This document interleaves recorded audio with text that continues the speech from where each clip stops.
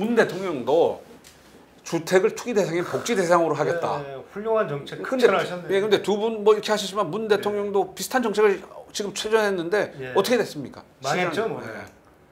그래서 이제 이재명 지사가 기본주택에 대해서 최근 그렇죠. 토론회에서도 많은 논란이 됐는데 이재명 지사, 이재명 후보는 이 기본을 중시하시는 분이신 것 같아요. 기본 소득, 기본 주택. 그러니까 이런 확실한 정책을 내신 분은 후보자 중에 아직은 이재명 후보밖에 없습니다. 지금의 어떤 우리의 임대주택의 문제가 저소득층으로 입주가 제한되어 있는데 무주택자 누구나 소득, 자산, 나이.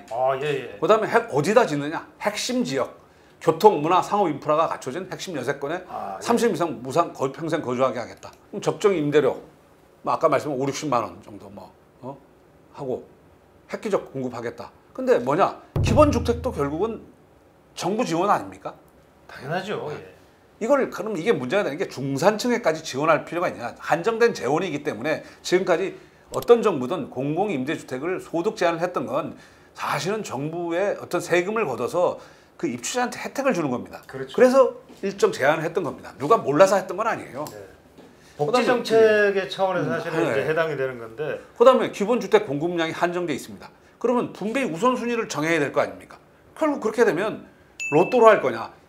우리 이재명 지사께서 분양주택 이게 먼저 분양가 통계된 분양 당첨 로또, 기본주택 입주도 로또인 건 마찬가지입니다. 결국은 이 정책은 세수가 그러니까 조세 수입은 무한대로 늘릴 수 있다라는 어떤 가정하에서 이게 가능한 얘기인 것 같습니다. 저는 그냥. 그리고 뭐 이 조세 정책 수입이 무한대로 늘어날 수 있다면 얼마든지 할 수 있는 정책이죠. 저도 할 수 있을 것 같습니다. 오세훈 시장의 시프트 장기 전세 주택 아시죠?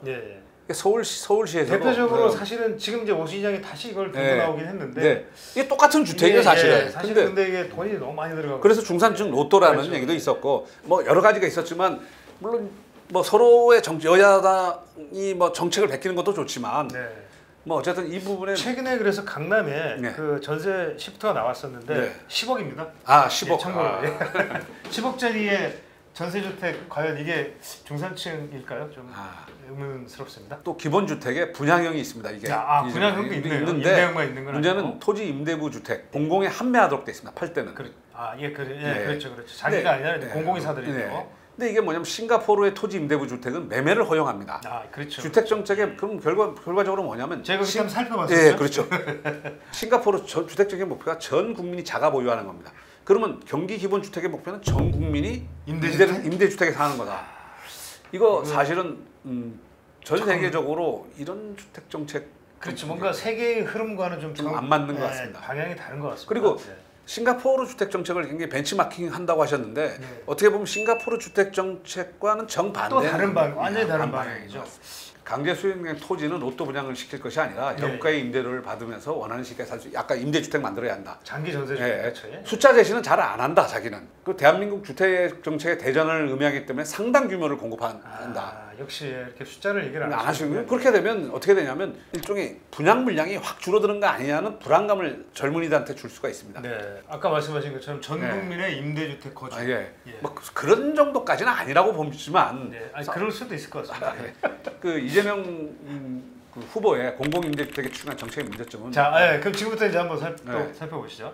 주택이라는 게 내 집이면서 자산 증식의 수단이라는 사실은 우리가 여기는 두 가지의 측면이 있다는 걸 해버리면 임대 위주로 갈 수밖에 없습니다. 그럼 이거는 사실은 우리 또 국민들의 요구와 맞지 않는 거 아니냐. 그 임대주택의 가장 성공 사례로 하는 독일도 집값 급등하면서 벼락 부자 생깁니다. 이재명 지사는 임대주택이 충분히 공급된다는 조건도 사실은 충분하다라는 게 과연 어느 정도일지 숫자를 얘기를 안 하시니까 그리고 숫자를 무척 그리고 그게 5년 내에 가능하냐? 가능하기 어렵습니다. 그럼 불가능합니다. 5년 내로서는. 그리고 로또 분양이라는 이 청약을 기다려온 무주택 청약 대기자들은 어떻게 하란 말입니까 지금? 또 그런 측면도 있죠. 7월 2일 온라인 간담회에서 기자가 집값 어느 정도 하락해야 하느냐 그랬더니 이재명 지사가 답변입니다. 시장이 만들어내는 가격은 누구도 알 수 없다. 심리가 작용하기 때문이다. 정답. 현재 가격이 너무 높다. 정답. 하향 안정화가 반드시 되어야 한다. 이것도 저희 반대하지 않습니다. 권한을 갖게 되면 충분히 하향 안정화 시킬 수 있다. 자신감 넘칩니다. 오케이. 그동안 정부 정책이 소극적으로 나온 것에 대해서 어느 정도 이해는 간다. 가격이 올라가는 것은 불편 불만의 대상이다. 폭락하는 것은 엄청난 경제 타격이 될 수 있고 금융 시스템의 위기가 될 수 있다. 그것에 대한 불안이 있었을 것이다. 오케이. 예, 뭐 아무 문제가 없어 보이는데요. 뭐가 문제일까요? 다음에 보시죠. 여기서부터 문제인가요? 예. 경제 성장에 따른 정상적 가격 상승 괜찮다.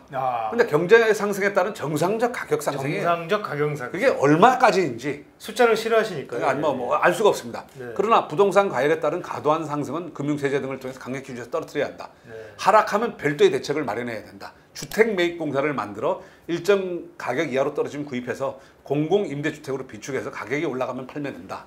우리 사회에 여유자금이 많고 투자자금을 활용하면 중간으로 시장 가격이 어느 정도 형성될 수 있다. 이게 말하면 아까 인터넷에서 떠드는 주택 정찰제의 근거입니다. 근데 좀 뭔가 주택 매입 공사에 조금 이상한 것 같습니다. 네. 주택을 사들이는 공사를 그것만 하는 일을 하는 주택 매입 공사.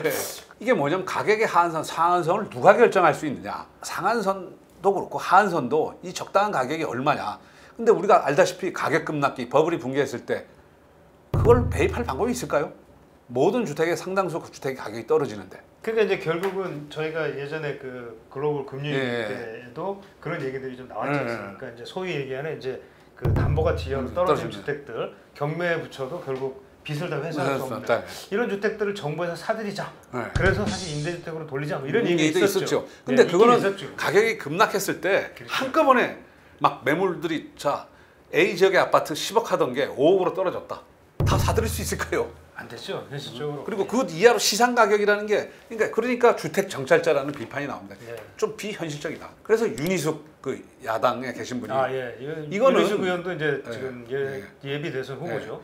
아파트가 정부미냐 이런 비판을 하는 겁니다. 그게 아니고 아파트라는 한 채. 농사 짓는 쌀 재배하시는 우리 농민들 입장에서 상당히 기분 조금 나실 수도 있긴 할 것 같습니다. 네. 부동산 감독기구 설치. 문재인 대통령도 부동산 감독기구를 만들려고 했는데 관료들이 저항해서 부동산 거래 분석을 뭐 이런 거야. 부동산 감독기구야 설치야. 대통령이 돼서 하겠다고 그러면 뭐 못할 건 없는 거 아니에요? 못할 건 없겠죠. 다시 한번 정리를 하자면 정리를 한번 해보시죠. 다주택자들이 집값을 올렸기 때문에 이 다주택자를 규제하기 위해서 세금 폭탄 이상의 증벌기를 제재를 하겠다. 임대 사업자가 집값 폭등의 주범이다. 그렇죠. 폭락한 주택을 사들여서 공공임대로 비축하는 주택관리 매입공사를 시작하겠다. 로또 분양 더 이상 안 한다. 공공임대주택 확충하겠다. 기본소득세 하겠다. 그렇죠. 근데 이걸 보면 투기가 집값을 올린다는 폭락론자들, 라이트하우스 등 분들이 주장하는 거 비슷하지 않나요? 그런 것 같습니다. 더군다나 저 상상도 못한 게 주택관리 매입공사라는 걸 만든다고 했는데 이게 폭락자들처럼 집값이 떨어지는 걸 전제로 해요. 집값이 급락할 거니까 그때 됐을 때 경제 위기로 파급되지 않는. 그렇죠. 이거 막기 위해서 지금 집값이 올라가는 문제가 아니라 너무 강력한 정책을 취해가지고 떨어질 때까지 역시. 근데 그걸 왜 사들여야 되죠? 저는 이해가 안 됩니다. 왜냐? 아니 집값이 떨어지는 게 이 대한민국의 정의고 대한민국 시장에 좋다고 지금까지 떠들어왔는데 그걸 왜 사줘야 되는지 저는 이해가 안 됩니다. 싼값에 그냥 개인들이 가서 이거 얼씨구나 하고 지금 이럴 때 내가 사야지 하고 그런 사람들이 많을 텐데 그걸 정부가 왜 사서 왜 임대주택 나 임대주택 들어가기 싫은데 너 내가 살 거야 10억짜리 나 기다리고 있었어 5억에 다 떨어지기.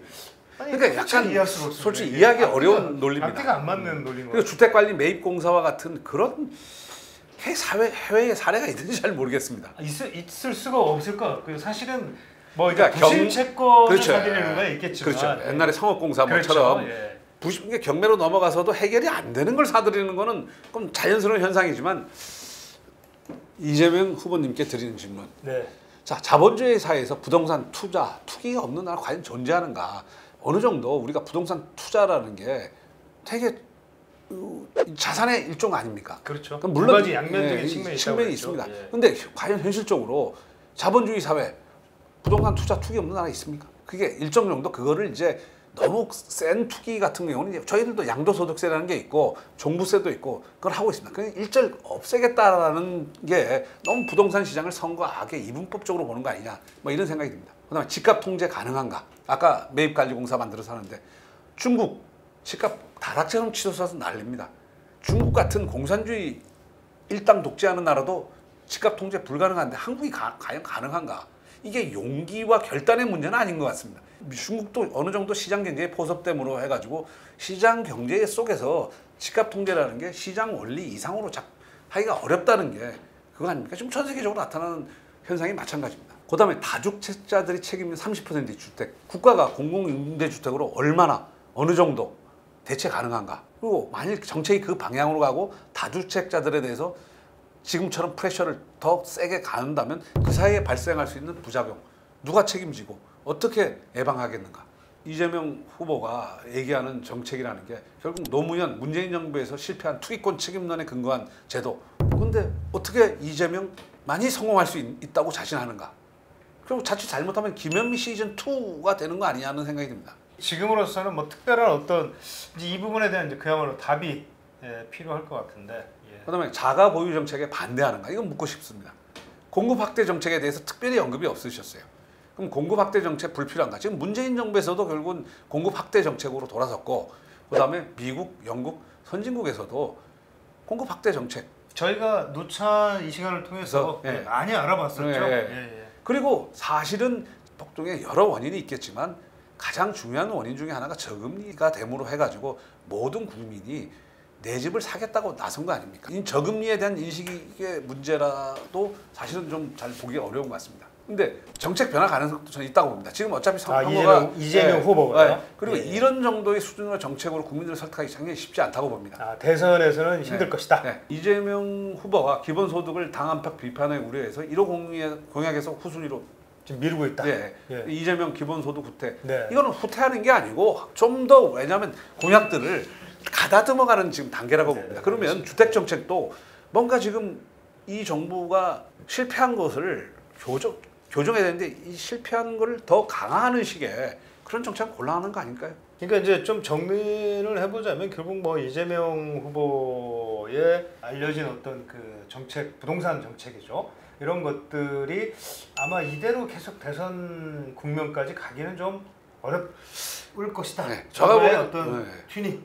그러니까 기본적으로 기본소득하고 헨리 조지 이스트 학파들 너무 편향된 거 아닌가. 그쪽에서 주로 나왔던 얘기인 것 같은데 좀 더 다양한 주택 전문가들이 많이 있으니까 좀 다양한 전문가들의 얘기를 들어가지고 지금 사실은 굉장히 지금 세대 갈등도 심각하고 이 주택 폭등한 것에 대해서 문제점이 많다는 걸 부정하는 사람 아무도 없습니다. 그렇죠. 그걸 해결하는 방법이 어떤 거냐.